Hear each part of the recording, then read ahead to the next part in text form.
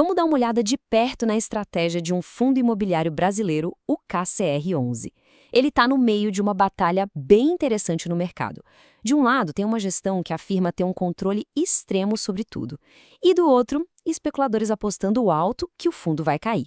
É uma história sobre risco, controle e muito dinheiro em jogo. Então a pergunta que deixa tudo isso tão curioso é: por que, mesmo com números que parecem bem sólidos, existe um grupo tão grande de gente apostando na queda desse fundo? É exatamente isso que a gente vai investigar agora. E o tamanho da aposta não é pouca coisa não. Quase 5% de todas as cotas do fundo estão em posição vendida. Isso é um volume bem expressivo que mostra que tem gente muito convencida de que o valor do fundo vai sim cair. Para quem não está muito por dentro, essa tal de posição vendida ou short funciona de um jeito bem simples. Alguém aluga uma cota, vende ela na hora pelo preço do dia e fica torcendo para o preço cair. Se cair mesmo, a pessoa recompra a cota bem mais barata, devolve para o dono original e embolsa a diferença. É literalmente uma aposta na desvalorização. Claro que a gestora não ia ficar quieta, né? Ela bate o pé e classifica todo esse movimento como um ataque especulativo. E mais, ela sugere que isso é tudo baseado em conversas e notícias meio frágeis, sem uma análise técnica de verdade. Então o palco está montado. De um lado, a percepção de uma parte do mercado, do outro, a realidade que a gestora Cartesia defende. Mas para a gente entender essa briga toda, tanto a estratégia do fundo quanto as apostas contra ele, a gente precisa primeiro entender o campo de batalha. O mercado imobiliário brasileiro, que, vamos combinar, não é para amadores. E olha que interessante, a própria gestora admite isso com todas as letras. Essa frase do relatório deles é a chave de tudo. Eles não estão tentando esconder o perigo, pelo contrário, eles reconhecem o risco e constroem toda a estratégia deles em cima dessa realidade. E o que é esse risco elevado na vida real? Bom, pensa só, é ter que lidar com uma economia que sobe e desce, leis que mudam, uma burocracia que não anda. Cada um desses pontos é um verdadeiro campo minado para qualquer projeto. É nesse ambiente que o KCR11 tem que operar.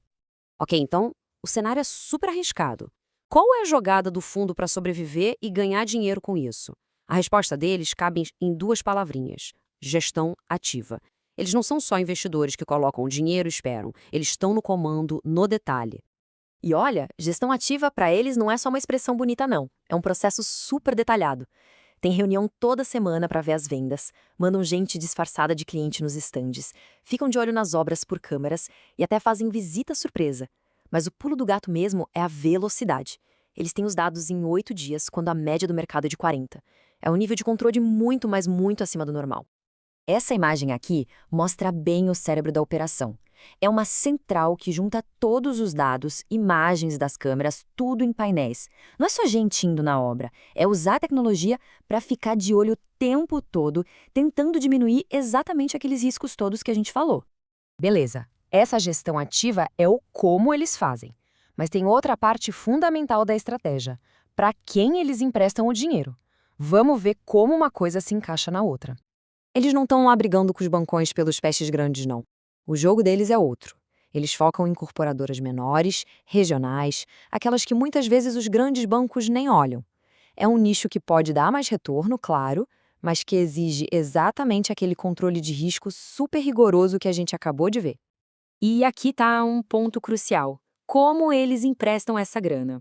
Em vez de dar um empréstimo para a empresa inteira, que aí fica sujeito a qualquer problema que a empresa tiver, eles usam o que a gente chama de Project Finance. O dinheiro é carimbado para um projeto específico e a garantia do pagamento vem das vendas daquele mesmo projeto. Na prática, isso isola o risco do fundo. Se a empresa tiver outro problema, não contamina esse investimento. E esse gráfico aqui, nossa, ele diz tudo sobre o quão exigentes eles são. Eles olharam mais de 760 oportunidades de negócio e só aprovaram 33. Isso dá uma taxa de aprovação de menos de 5%. Ou seja, eles dizem não para quase todo mundo, buscando só aqueles projetos que se encaixam como uma luva nesse modelo de risco e controle deles.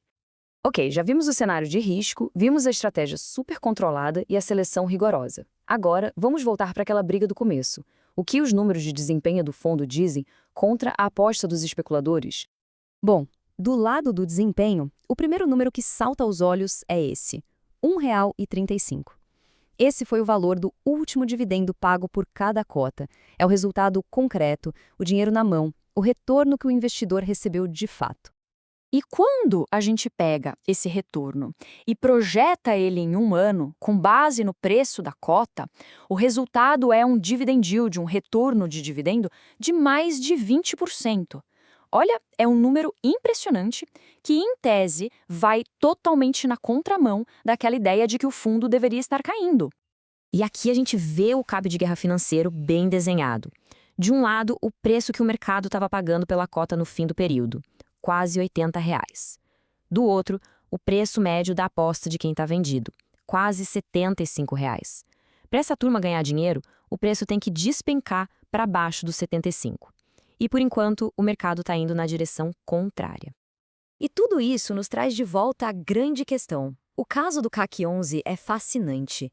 De um lado, tem gente apostando que os riscos do mercado brasileiro, uma hora ou outra, vão derrubar o fundo. Do outro, uma gestora que aposta todas as suas fichas em um controle quase obsessivo, acreditando que essa é sua grande proteção.